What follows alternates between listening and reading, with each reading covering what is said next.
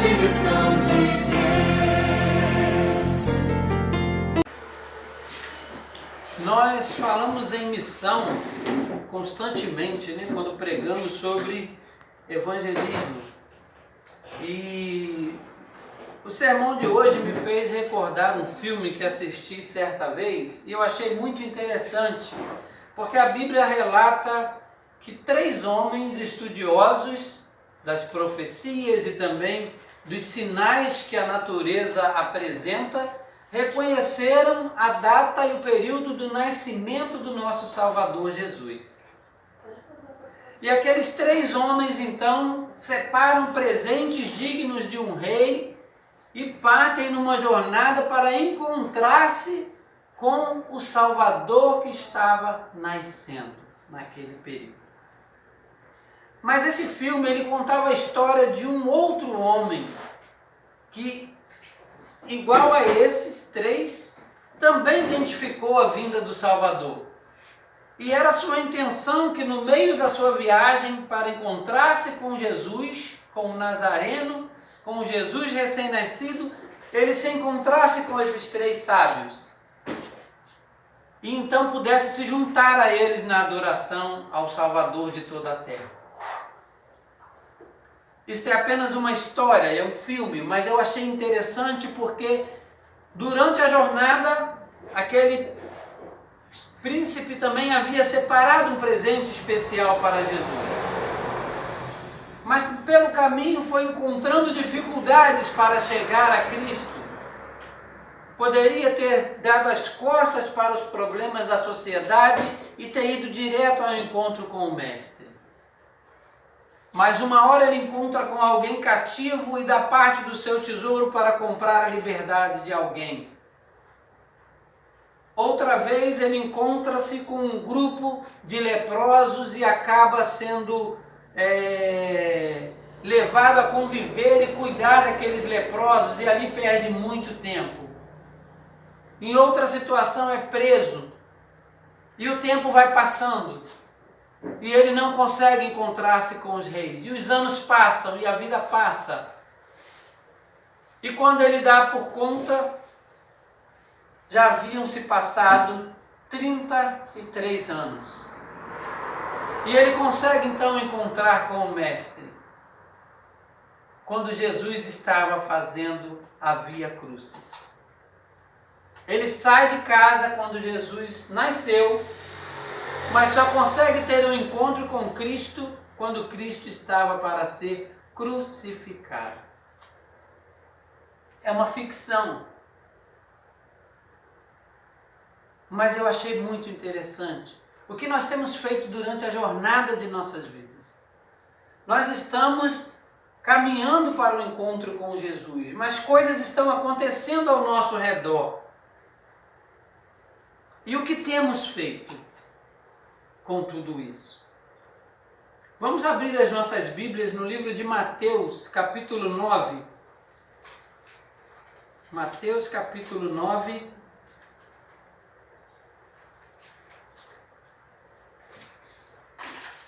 Verso 35 ao 38.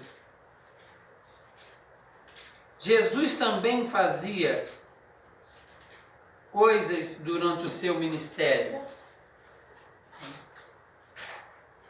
E nós vamos encontrar aqui alguns detalhes que Jesus vivia enquanto estava junto com a humanidade, enquanto esteve aqui conosco. Mateus capítulo 9, verso 35 ao 38.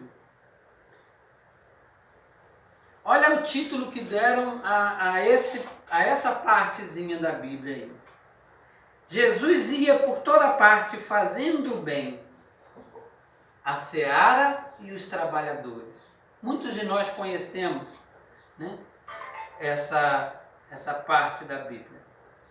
O verso 35 diz: E percorria Jesus todas as cidades e povoados, ensinando nas sinagogas, pregando o evangelho do reino e curando toda sorte de doenças e enfermidades. Vendo ele as multidões, compadeceu-se delas, porque estavam aflitas e exaustas, como ovelhas que não têm pastor. E então se dirigiu aos seus discípulos e disse: a seara, na verdade, é grande, mas os trabalhadores são poucos. Rogai, pois, ao Senhor da seara que mande trabalhadores para a seara. Vamos analisar aqui três situações que essas passagens nos apresentam. A primeira, Jesus percorria. Percorrer para nós pode significar as visitações que devemos fazer, nos encontrar com as pessoas, conhecer a localidade onde nós moramos, saber o que está acontecendo, quais são as maiores necessidades. Desenvolver um trabalho missionário começa por aí. Andar, saber, conhecer. Nesse andar, nesse percorrer de Jesus, nós encontramos aqui um pouco mais à frente que, vendo ele as multidões, compadeceu-se delas porque estavam aflitas e exaustas. Enquanto Jesus caminhava e percorria seus caminhos, ele olhou as multidões e viu a aflição naquelas pessoas, o desejo de que tudo fosse diferente. A situação que acontecia no mundo no período de Jesus era calamidade, era pobreza, era falta de alimento, era todos os problemas que nós temos hoje. Ausência de médico, ausência de saúde. Jesus viu tudo isso acontecendo, tudo isso acontece em todo o meio social. Roma sugava tudo que podia do povo para investir nas suas batalhas e conquistar o mundo e aumentar o Império Romano. Durante o ministério de Jesus, o imperador Tibério se retirou para uma ilha e para lá eram enviadas as melhores coisas que o imperador tinha direito de usufruir. Foi nessa mesma ilha que Tibério treinou Calígula, que futuramente viria a ser um dos maiores assassinos de cristãos, enquanto Jesus pregava e fazia o seu ministério na terra. Um fato que me chamou muita atenção ao estudar essa história de Roma, de Tibério principalmente, Tibério se retirou exatamente no ano 27, que foi o ano que Jesus começou o seu ministério. Quando Jesus inicia o ministério, o imperador de Roma vai morar numa ilha e deixa tudo a comando de seus governadores e soldados. E a crueldade era muito grande.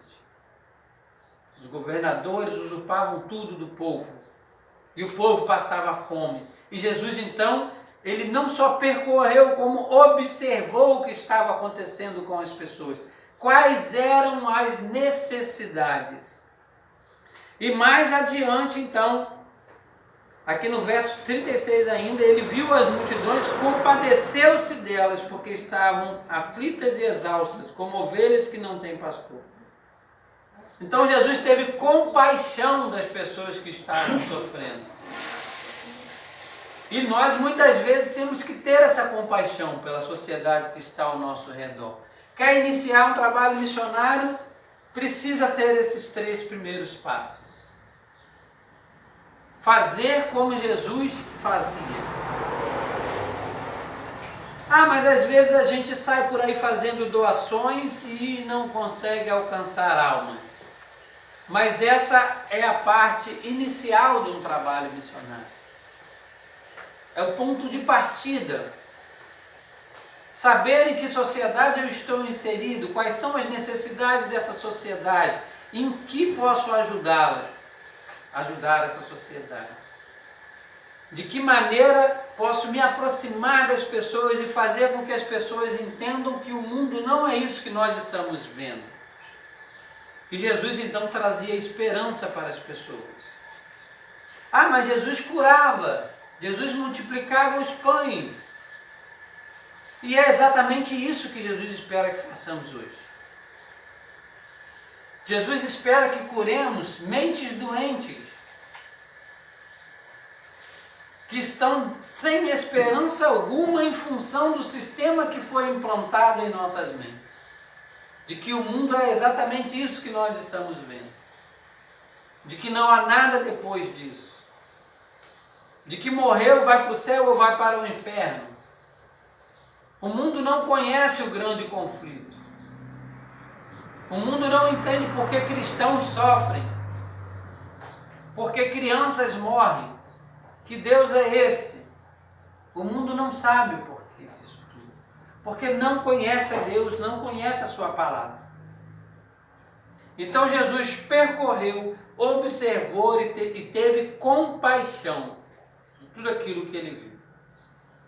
Mas a sua compaixão chegou ao ponto de mantê-lo em oração constante. Um outro detalhe do evangelismo. Oração incessante. Muitas vezes nós pensamos ou tentamos imaginar por que Jesus orava, como eram as orações de Jesus. Mas toda vez que nós vemos Jesus numa oração audível, Jesus está fazendo o quê? Clamando ao Pai pelo povo, clamando ao Pai pela criatura caída. Na cruz, Jesus clamou por aqueles que o estavam crucificando, dizendo a Deus: perdoa-lhes, porque eles não sabem o que estão fazendo. As orações de Jesus eram voltadas à humanidade. E era isso que o fortalecia. Quando Jesus suou sangue no Getsemane, não foi por causa de encarar a cruz somente, mas porque sobre ele estava todo o sofrimento da humanidade. Não era um sofrimento pessoal. Não era a culpa de um pecado, porque Jesus não havia pecado. Mas era o pecado da humanidade lançado sobre ele. E aí Jesus transpira sangue. E a jornada de Jesus não era fácil. Se queremos ser como Cristo, se pregamos o Evangelho e acreditamos na palavra de Deus, temos que seguir os passos de Jesus. Durante o dia Jesus ensinava. Durante o dia Jesus curava. E durante a noite Jesus orava incessantemente. Vamos ao livro de Efésios, capítulo 6, verso 18. Um pouco mais à frente aí na sua Bíblia, vai passar os evangelhos.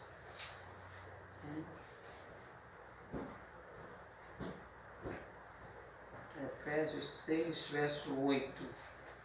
Paulo tem uma pequena mensagem para nós aí.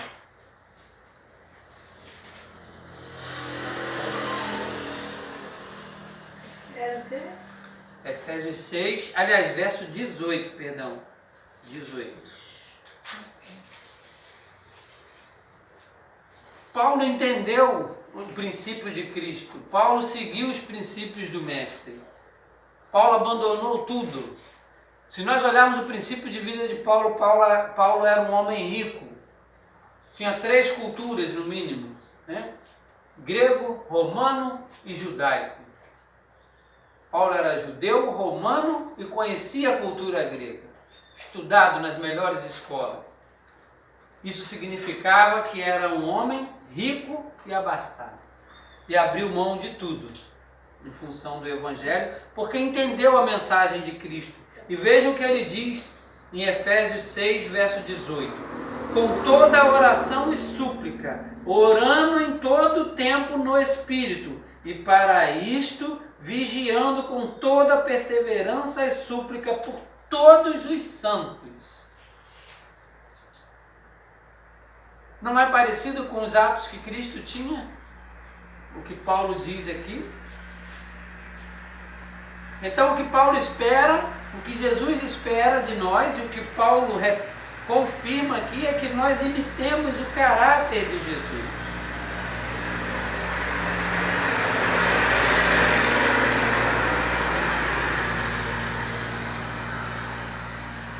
Em Mateus, capítulo 28, verso 18 a 20, Jesus elege a grande comissão, que é algo que mexe muito com a gente. Nós pregamos muito sobre a grande comissão, né? Finalzinho, último capítulo de Mateus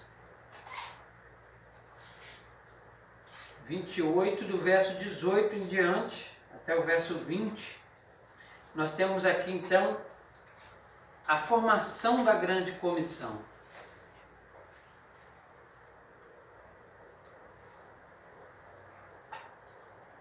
Jesus, aproximando-se, falou-lhes, dizendo: toda autoridade me foi dada no céu e na terra.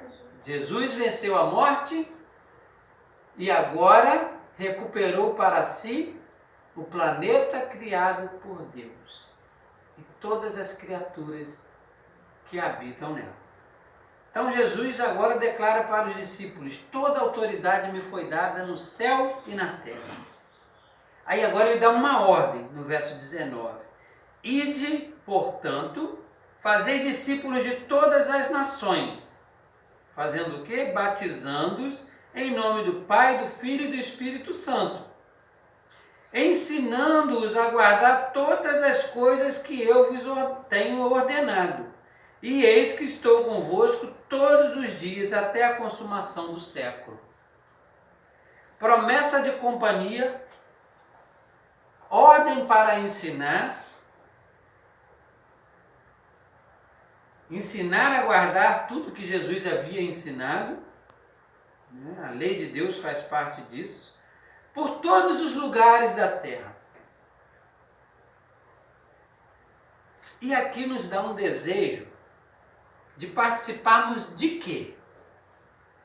De uma missão na África, da vontade da gente ir para o Amazonas, da vontade da gente ir para outro país. E nós nos esquecemos do que está ao nosso redor. A gente quer ir para algum lugar fazer a obra. Às vezes precisamos. Os jovens, para aprender na prática, precisam ir mesmo para a missão. Para um ano em missão, para o Caleb, tem que ir. Para aprender na prática. Só que o que acontece? Quando nós voltamos dessas missões, quando jovens, nós devemos colocar em prática tudo que aprendemos na missão, na localidade onde nós vivemos. A missão não termina quando eu volto para casa, na verdade ela começa. Quando eu fui para uma escola de missionários. Ganhei almas para Jesus? Sim. Preguei o Evangelho? Sim. Mas participei, na verdade, de um treinamento, de um mês, de um ano, independente do programa que a igreja ofereça. Mas eu devo ser missionário no meio social em que eu estou inserido. E ao contrário do que a gente às vezes acredita, existe uma coisa que a gente chama de evangelismo intencional. Nós não podemos iniciar uma obra e não concluí-la, deixando a cargo do Espírito Santo fazer a obra. Nós temos até certo ponto para ir. Nós não podemos, por exemplo, pegar uma pessoa e enfiá-la no tanque batismal à força. Mas a nossa missão é pregar o Evangelho para que ela sinta o desejo de ser batizada. Esse sentir o desejo é a obra do Espírito Santo. Mas fazer apenas a primeira parte da missão e abandonar a área que compreende essa missão é um trabalho feito pela metade. Nós precisamos concluir essa obra. Então, a grande comissão é para a gente pregar o Evangelho no mundo inteiro, mas a igreja já não faz isso. E você faz isso através da sua oferta da escola sabatina, você prega o Evangelho em outros países, através dos seus dízimos e ofertas,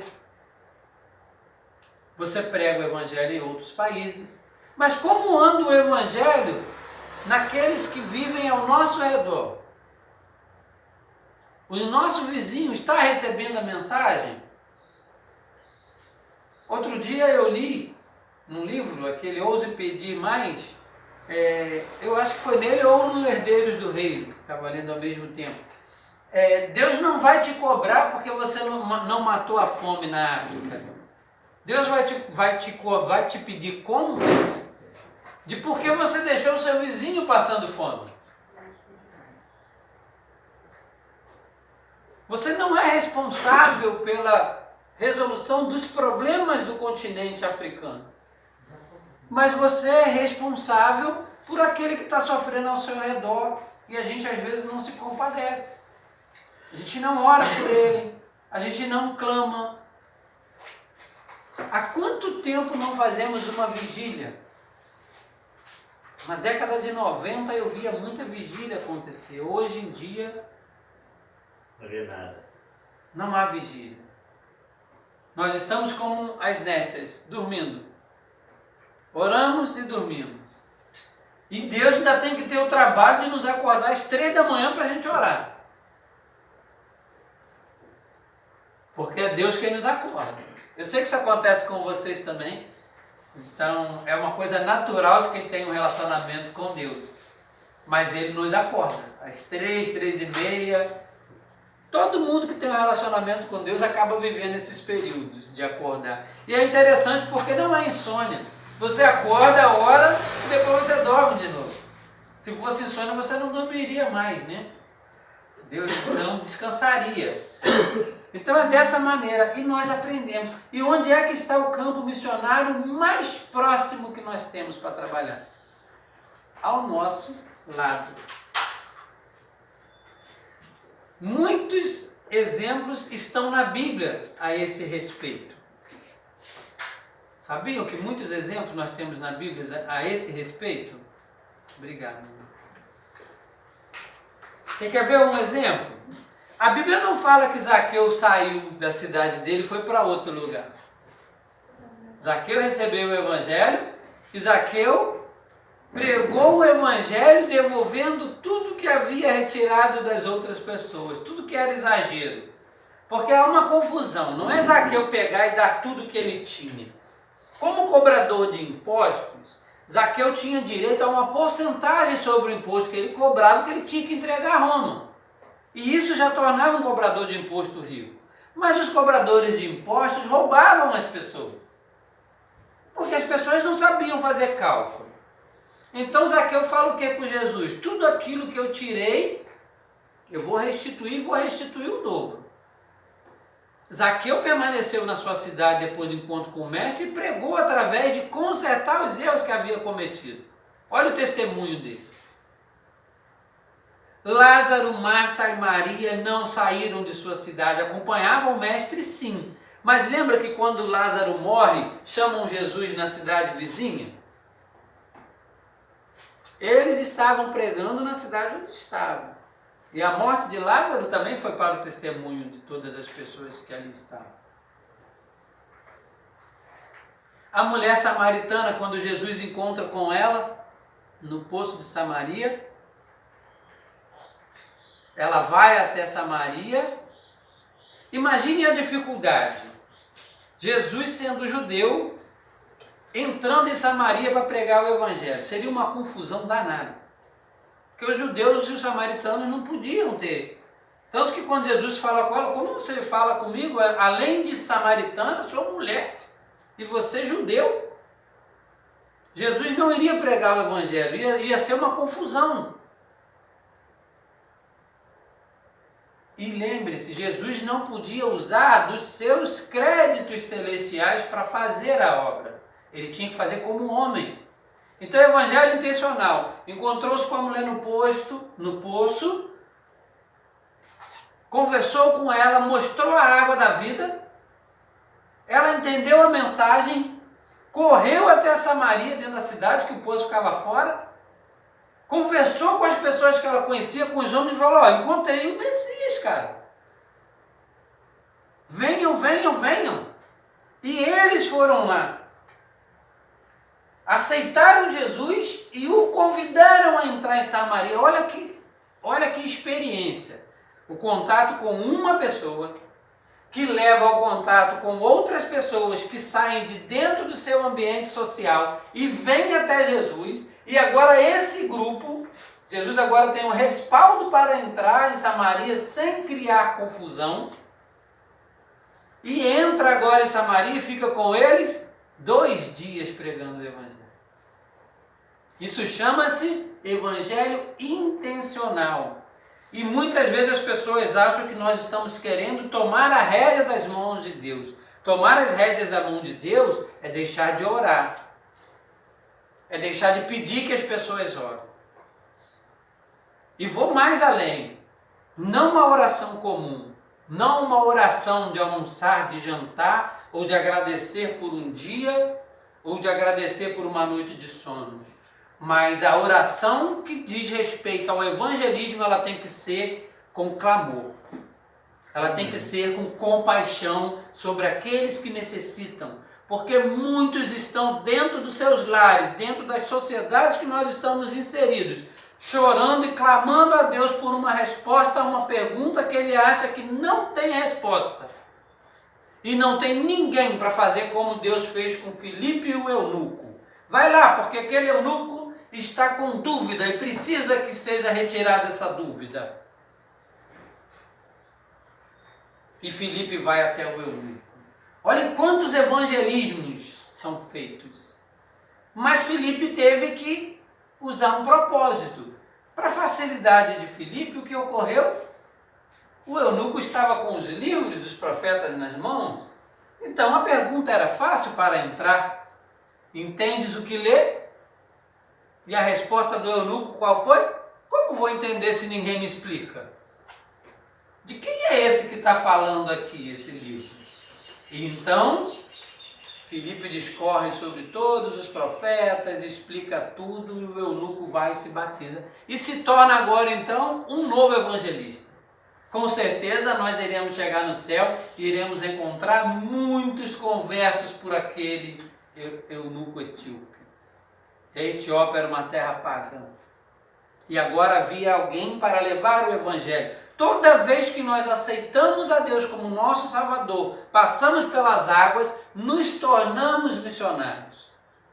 Não há outro destino nesse caminho entre o dia do seu batismo e a volta de Jesus. Não tem outra coisa para se fazer nessa vida a não ser se tornar um missionário.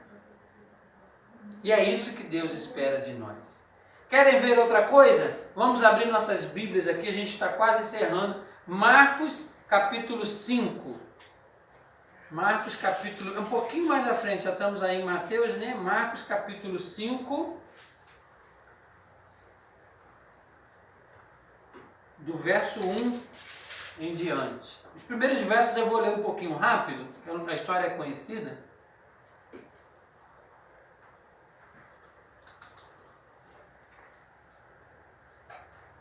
Marcos capítulo 5,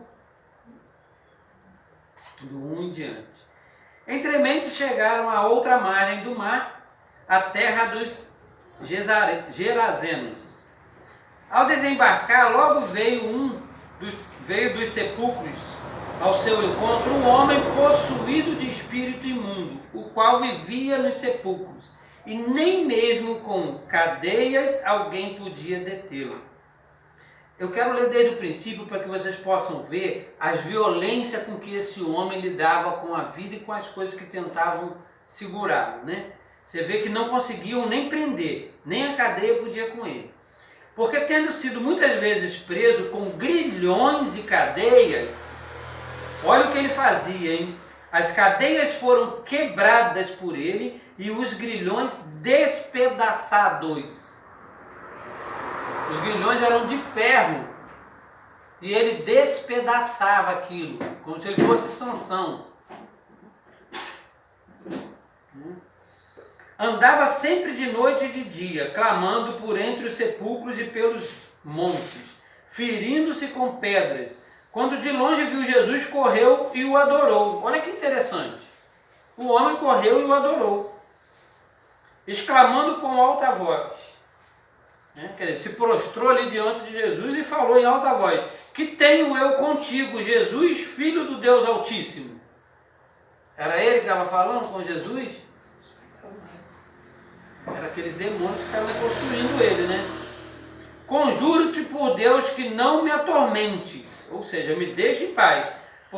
E porque Jesus lhe dissera: espírito imundo, sai deste homem. E perguntou-lhe: qual é o teu nome? Respondeu-lhe: Legião é o meu nome, porque somos muitos. E rogou-lhes encarecidamente que os não mandasse para fora do país. Ora, estava ali perto um grande monte, uma manada de porcos.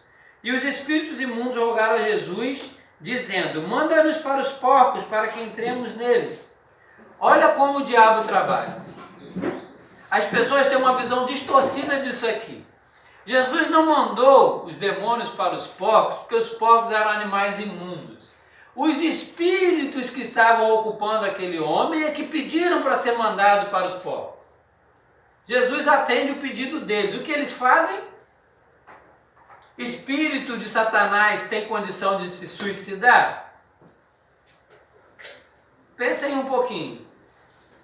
Os anjos caídos, que são os espíritos que andam com Satanás, que estavam aqui atormentando esse homem, eram anjos caídos.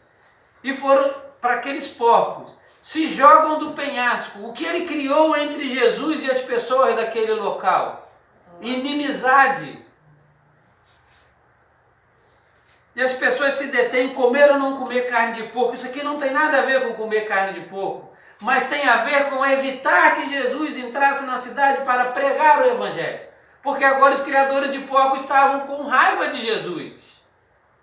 Acabavam de perder aqui 2.000 porcos, se não me engano.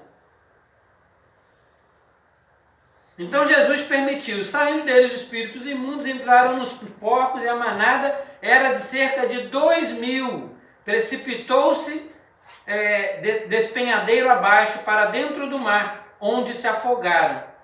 Os porqueiros fugiram e anunciaram na cidade pelos campos. Então saiu o povo para ver o que sucedera. Quer dizer, saíram já fazendo escândalo. Ó, o homem mandou um monte de espírito lá, os porcos morreram tudo, perdemos uma dinheirama danada.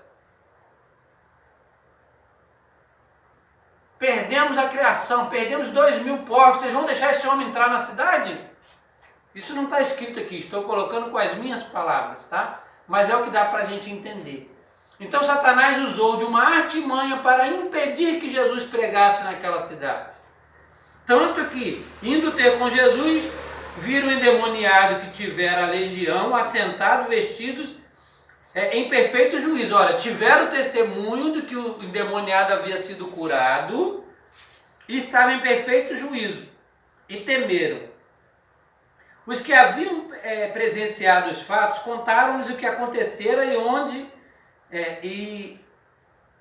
ao endemoniado e acerca dos porcos.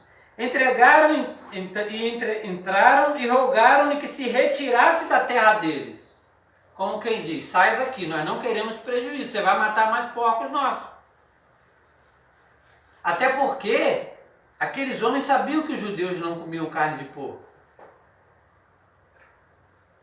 Era mais ou menos o que aconteceria se matasse a vaca para adorar a Deus no Egito, já que o boi era símbolo do Deus egípcio. O que aconteceria se Israel sacrificasse um boi no Egito? Ele estaria matando o Deus do Egito. Então a briga no Egito era entre Deus e Faraó, Deus e Satanás. O povo não tinha como tomar posição. Moisés foi usado, mas era essa a questão. E a mesma situação acontece aqui agora. Aqueles criadores de porcos, que não eram judeus, que comiam carne de porco, carne imunda, eles teriam um problema sério com Cristo. Então Satanás foi ardil. Não vou deixar pregar. Aí olhem bem o que acontece logo a seguir, que é onde eu quero chegar.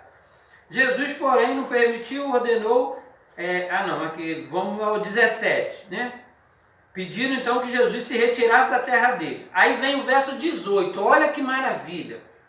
Olha o exemplo que Jesus deixa para nós, como evangelistas, como pessoas que aceitaram o batismo e nos tornamos então obreiros, co-obreiros com Cristo.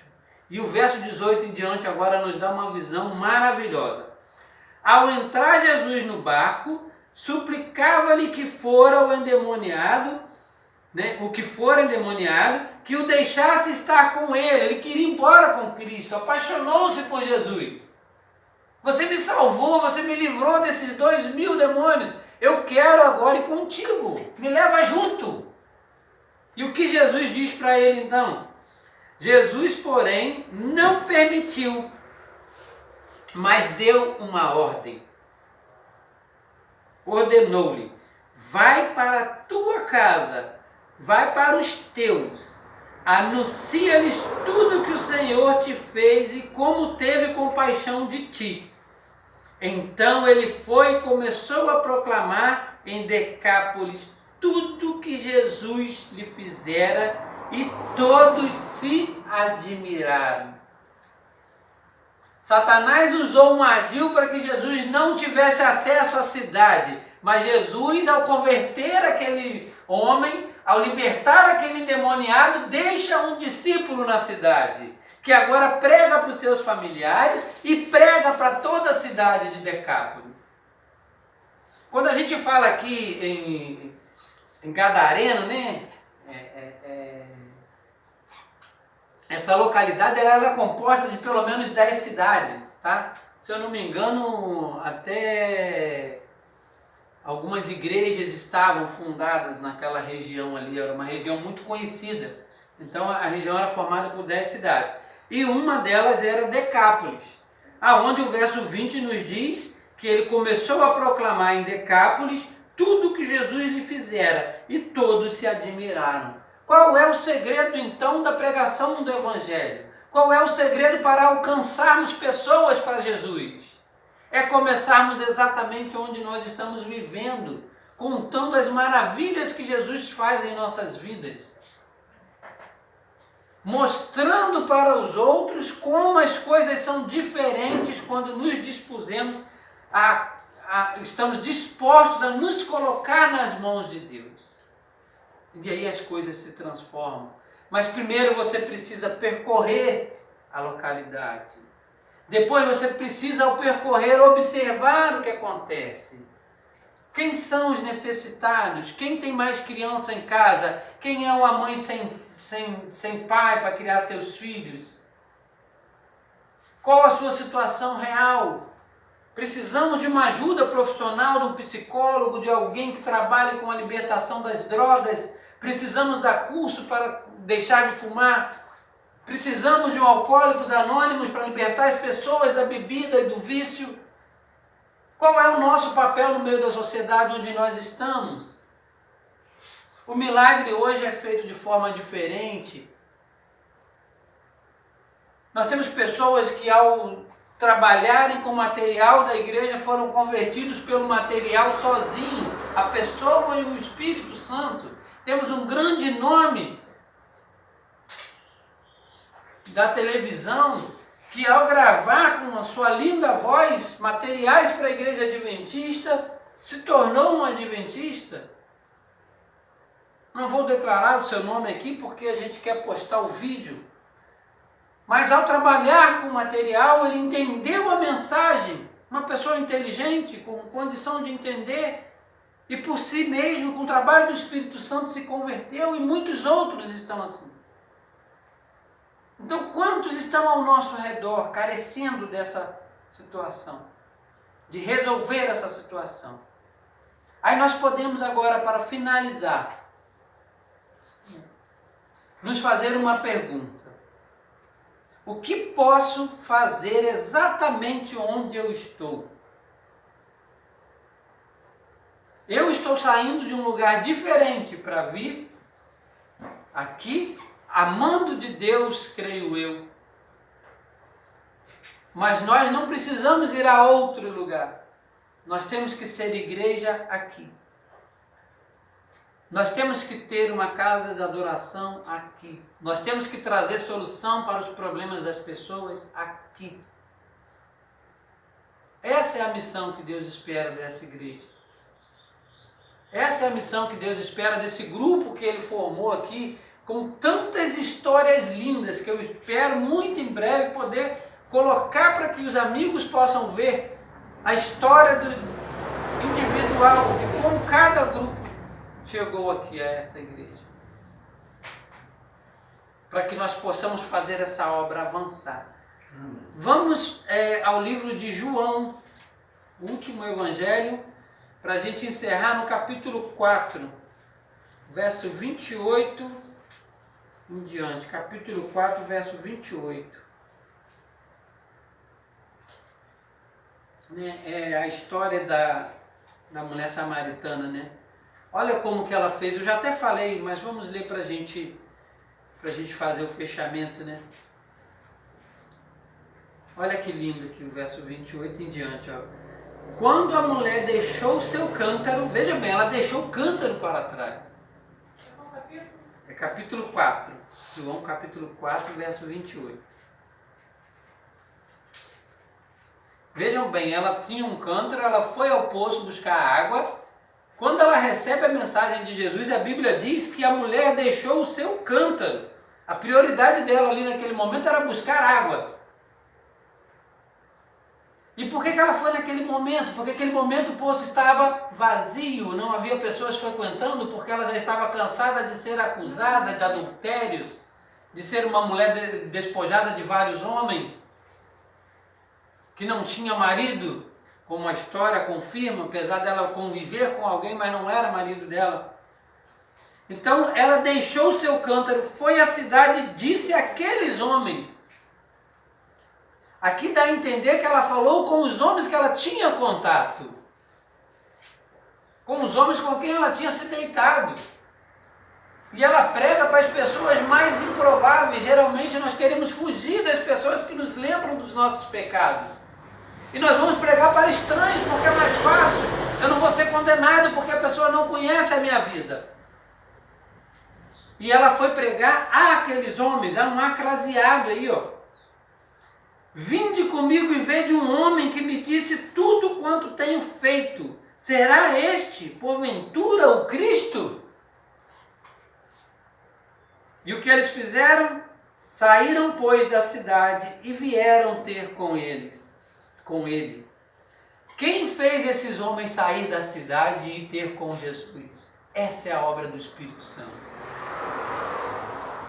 Essa é a obra do Espírito Santo. Ela não podia colocar uma arma na cabeça deles e levá-las a Cristo.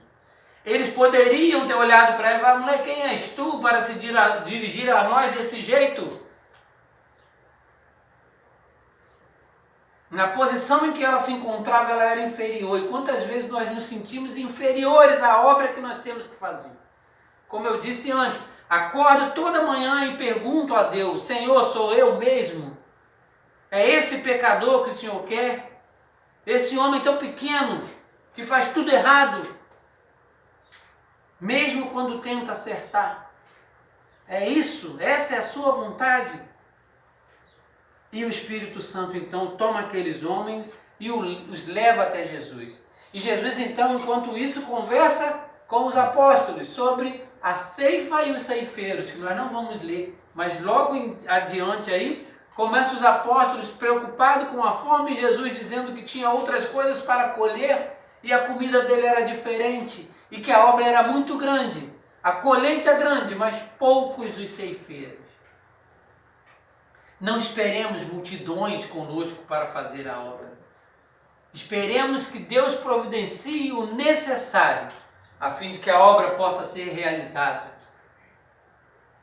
E que o nosso testemunho seja motivo para que muitos façam como esses homens. Venham e nos sigam, apesar dos nossos pecados e das nossas falhas. Eu não posso deixar de fazer um apelo que já foi aceitado. O meu apelo a vocês é: creiamos em Deus, sigamos em frente, entendamos que temos uma obra de longo prazo, que isso não será cumprido de forma imediata, a não ser que seja da vontade de Deus. Mas que nós temos uma grande luta pela frente. Mas, por outro lado, nenhum valor nesse mundo nem o passeio, o melhor passeio que possam nos oferecer, nem as melhores férias do mundo são capazes de trazer a alegria de ver uma obra como esta sendo concluída. O que nós temos a viver lá na frente é muito maior do que tudo que pode ser oferecido para nós hoje. Então que nós possamos ter essa fé, essa esperança, pedir a Deus que abençoe a cada um nessa localidade. E como amei vocês terem estendido este nome do Vila Barata para localidades vizinhas, porque não somos nós que vamos chegar lá não, é Deus quem está indo à frente, e quando Deus vai à frente não tem porta fechada, porque Ele é o único que pode abrir todas as portas e fechar também quantas quiser, mas para a pregação do Evangelho Ele não fecha, porque a ordem foi dada por Ele mesmo através de Jesus. Ide, pregai o Evangelho a todo povo, nação e língua, e então virá o fim. Que Deus nos abençoe e que nós possamos ter sempre essa mentalidade de sermos os missionários que Jesus nos chamou para sermos. Vamos cantar juntos o hino de número 344, Ó cristãos avante.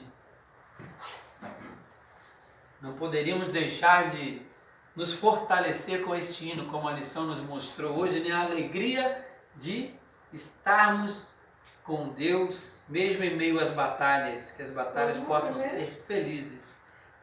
Ó cristãos avante, ou 344.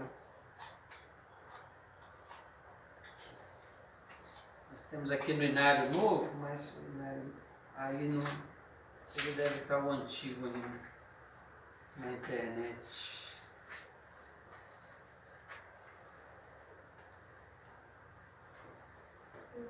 Ó cristãos avantes.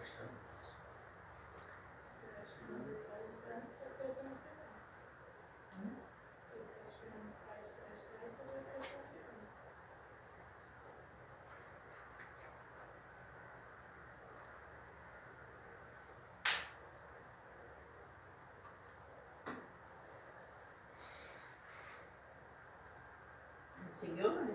Consegui. Uhum.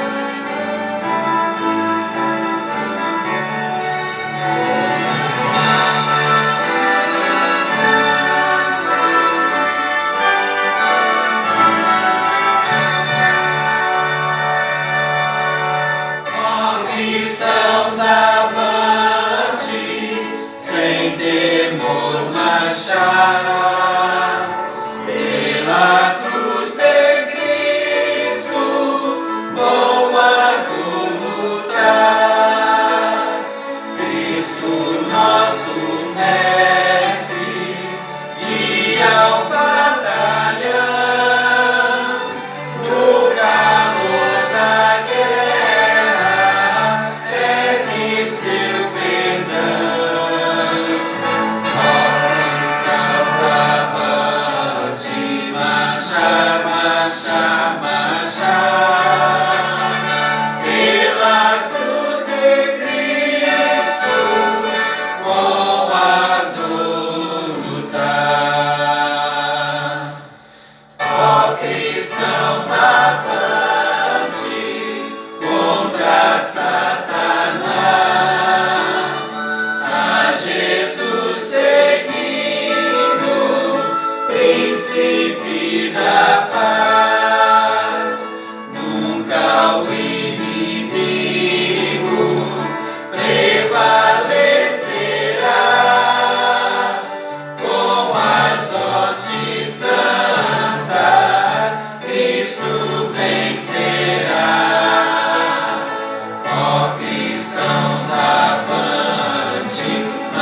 marcha, marcha, marcha.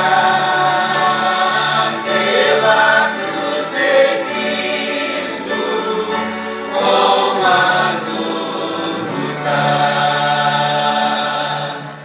Reinos perecerão, tronos e nações, mas a igreja vence, mesmo em aflições.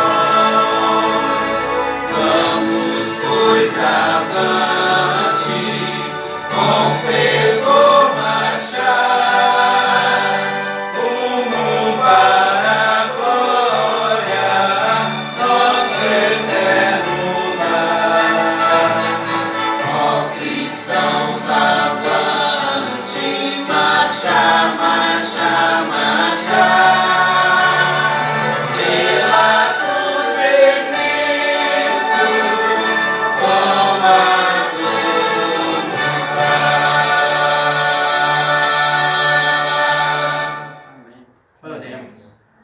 Amantíssimo Deus, eterno Pai, graças te damos, Senhor, por esta oportunidade de mais uma vez ouvir a tua voz, a tua palavra, através da Bíblia Sagrada, Senhor.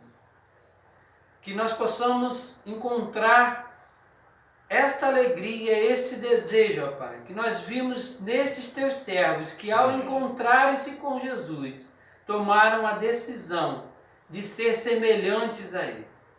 Que nós também tenhamos esse desejo e que nessa semelhança nós possamos encontrar o que precisamos para sermos os missionários que o Senhor espera que sejamos. Ajude-nos a encontrar as pessoas que estão carentes de Ti, que estão com o coração aberto, e vá preparando através do poder do Teu Santo Espírito os corações que ainda estão endurecidos. Amém. Não queremos, ó Deus, para a glória própria, que a Tua obra seja realizada aqui nesta localidade, mas estamos com aquele sentimento de Jesus, de compaixão por aqueles que ainda sofrem porque não conhecem a verdade e não tem como saber a esperança que nos aguarda, a esperança de uma vida plena e verdadeira por toda a eternidade, sabendo que Cristo Jesus, o nosso Senhor, é o vencedor. Nós nos colocamos nas mãos dele e queremos fazer como este hino. Queremos ir avante, marchando em teu nome, engrandecendo o teu nome, com o poder do teu Santo Espírito e o perdão dos nossos pecados em Cristo Jesus, nosso Senhor. Abençoe esta igreja hoje e sempre. Amém. Amém.